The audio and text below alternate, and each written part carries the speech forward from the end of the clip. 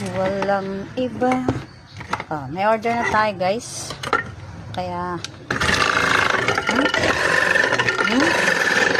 yan. 60 pesos to. Yung 65 pala.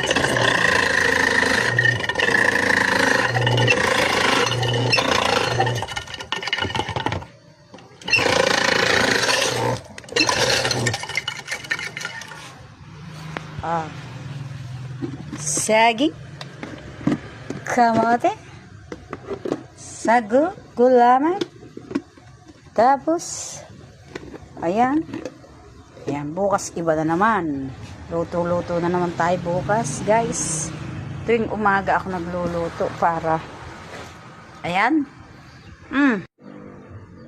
tapos lalagyan ng gatas. Dati 1/4 cup lang nilalagay ko dito. Kaso sabi ni Hazel, dagdagan daw. Kaya dinagdagan ko. Kalahating cup na.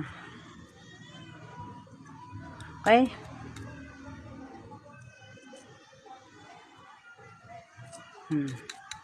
Ay, sarapin.